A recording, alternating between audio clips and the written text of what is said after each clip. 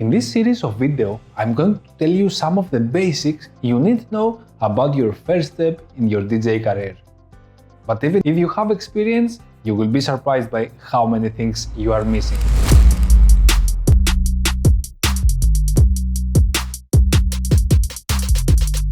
What's up guys, I'm DJ Wolf, the CEO and founder of Wolf Entertainment, and today, in the second part of this series, we are going to cover the third and fourth sections, which are image and attitude.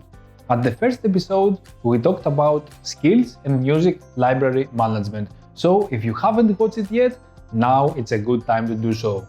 Apart from the knowledge you will get, I also have a special gift for you, so stay until the end of the video to find out. I am an active DJ in the music industry for more than a decade. After a lot of unforgettable moments, many wins along with a lot of mistakes, maybe more mistakes, but who really counts? I have a ton of great content that I want to share with you in order to help you become a great DJ. This video is mostly for beginners, but even if you have experience, guys, you will find some useful content to level up your career. Make no mistake, you are not going to learn how to do the specific things we are going to talk about, but which these things are and how they can help you in your DJ path. If you also want to learn how all of these things can be done, you only have to tag along with me on this course with the videos that are going to follow. So subscribe to my channel and hit that bell button as I post at least 2 videos per month with tips, tutorials, performances, reviews and other useful things that every DJ is going to need sooner or later. With no more delays, let's get started. I already told you that the third section is image, but what do I mean by that? If you wanted to be a DJ back in the day, you had to work hard to get money to buy 2 turntables and a mixer, which were really expensive. Then you had to spend a lot of hours and money at the disc shop to get hopefully the best dance tracks. Of course, there was only vinyl back then. After that, you had to practice for a long time until you were ready to go out in the crowd. When you could perform a flawless 3-hour DJ set, you were ready to go out to the disco and rock the party. Then, if you knew the right people and also had a lot of luck, maybe you could do an interview and a DJ set in the local radio. Some flyers, graffiti on the wall and the wagons of the train, and basically that was it. That was your image. It was a really hard thing to do, and it was hard enough even to get to the point of practice at home. You can understand that the guys back then were really lovers of this art, true legends, and the image they had formed was a real thing. Sadly, nowadays it's a little bit different. Obviously, it's a lot easier to become a DJ because of the easier access to equipment and music, but I don't think that's the problem. I'm not saying that we don't have to try a lot, but the feeling, it's not the same. After the millennium, internet is thriving and social media became a huge part of our lives. We have to form an image for us which sometimes may not be exactly what we are or what we believe. These days, it's all about the views, likes and comments. By the way, you can like, share and comment this video. I am also infected, goddammit. Everybody says, do what you like and everything is gonna be alright. But in reality, it's not like this. If you decide to go in a full-time DJing career, which by the way, it's the coolest job in the world, you have to compromise in a lot of stages in your career. Sometimes you are going to hate it, but on the other hand, you may actually get something out of the process and from the experience at the end. Whether you like it or not, personally, I'm not a fan. It's a great asset to learn how to promote yourself in the right way through social media. It's an easy thing to do? Not at all. For me, it's the hardest thing of all, even if I know what I have to do. That's, my friend, happens because it's a different thing to know what you have to do than actually do it in a regular basis. The key here is to be consistent. As you can see, The image you have to form in 2020 is totally different from back in the day. But this doesn't have to be a bad thing. If you use the internet and social media in a clever way, you can achieve the image you need. If you can keep it in real at the same time, then you are a fucking rockstar, and I'm really happy about you. For the rest of human beings, including myself, we keep trying to find the perfect balance in this new era. Now let's talk about attitude. When you decide to become a DJ, it doesn't matter if the main reason is to be famous or to get girls and boys, as long as you take your job seriously and you provide high quality DJ sets. Actually, I don't really agree with that, and I believe that if someone does not have enough love for music, he will find it very hard to become a DJ. But of course, there are some exceptions. I have seen DJs who just do it for the money, and they play better sets than others who just love music, just because they are committed. So whatever the reason is that made you spin the record, just do it and have fun with it. You are the fucking party. Once you decide to become a DJ, you have to know that you are going to obtain the DJ syndrome. What is that? Actually, there are some really stupid quirks that are going with the job. At the beginning, you will find it hard to enjoy being in a club, because you just pay too much attention on how the DJ is playing.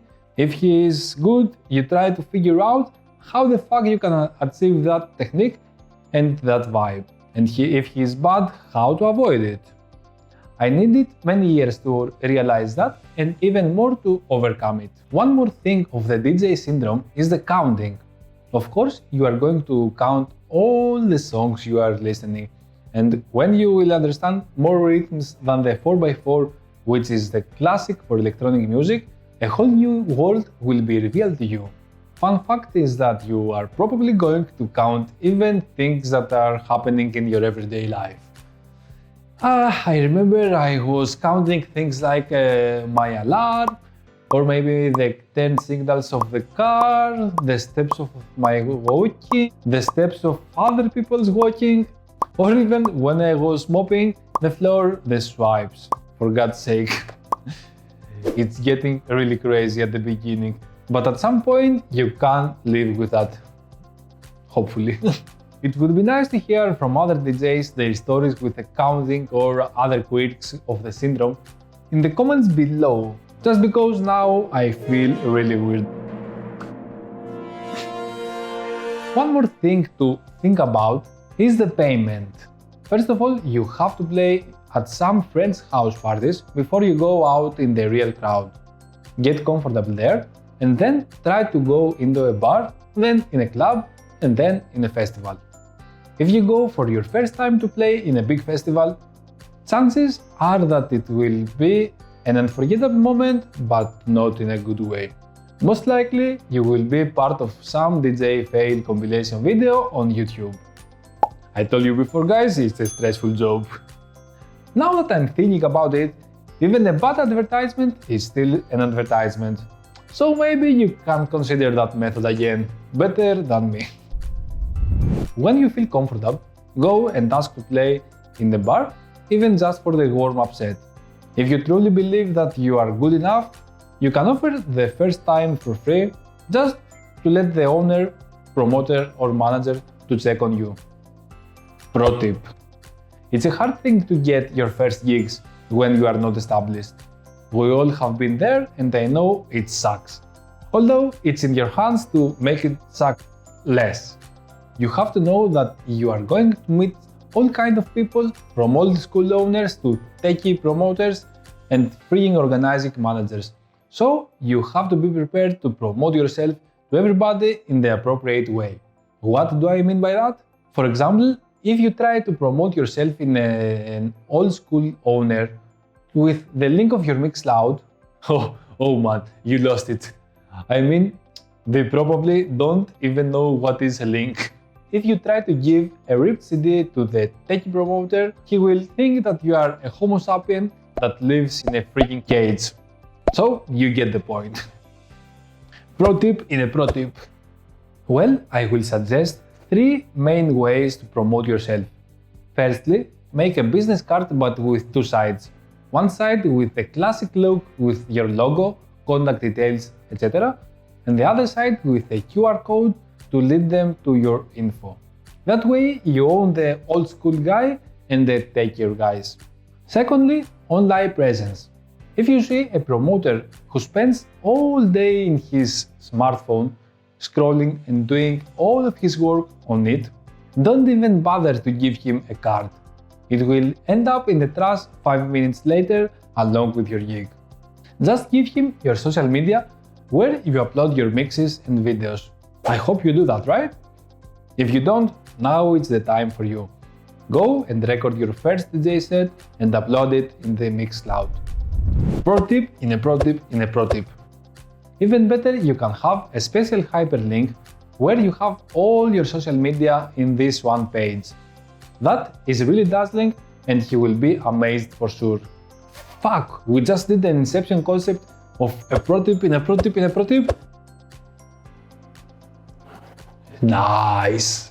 By the way, am I the only one that had to watch 3 fucking times Inception to understand it? Back again with the third idea, which is an old school way. Download Nero or any other ripping app and burn a CD, or do the newer version of the old school way, which is to use a USB. A USB is always a good way to promote yourself and your mixes.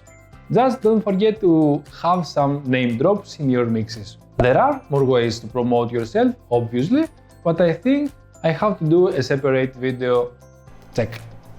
That way you are always prepared for any kind of people you have to promote yourself. Fuck, that was a huge tip in a tip in a tip. Now I need to remember what the fuck I was saying before that. Something about a pizza, or it was a burger? Time to order, guys. Back after food.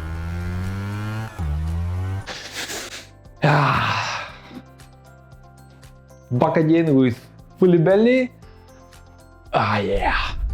I was saying that after the promotion, eventually you will get the first gig. And if they like you, they will offer you some money, or even better, more hours, or even better, an all-night set just for you. When they do so, that means they understand your value as a DJ. That's exactly the point when you can tell them that normally you would charge a specific amount of money for your set in order to set things in motion financially. But be careful, do not offer more than one free gig in the same place. Probably they will take advantage of you. This strategy, of course, can be applied even later in your career for bigger venues. A lot of my students ask me all the time how much money is a good fee for the first gig. Well, I can't really tell you a specific amount because every country has different economy. What I can tell you is never go under the lowest price that is in your market just to get a job, because this destroys the job in total. No, for real, now I'm serious. The only winner, if you do something like that, will be the owner, and the losers will be all of us. So, before you name your price, do a proper research in your local market. The power of a good DJ is really big in the club, but be cautious, don't get trapped in this hole. What I mean is, well, don't get cocky, you know? We are just guys who have the most amazing job in the world. We are not above or below anyone else. Don't be ridiculous. We just entertain the crowd. They come to us to feel good vibes, smile, dance, flirt, and hopefully get laid. We are just humans specialized to make other humans feel good. That's all. So stay grounded and enjoy the trip. One more thing to consider is consistency. Be on time. Actually, no, don't be on time. Be there early. Come early and leave last. Make contacts with the staff of the club and make their day by saying that today we are going to party hard, guys. Let them know that you are not just another DJ. The staff is the second more powerful thing in the cloud, so you have to keep them happy. Okay, we already said a lot of things, but we didn't analyze any of that.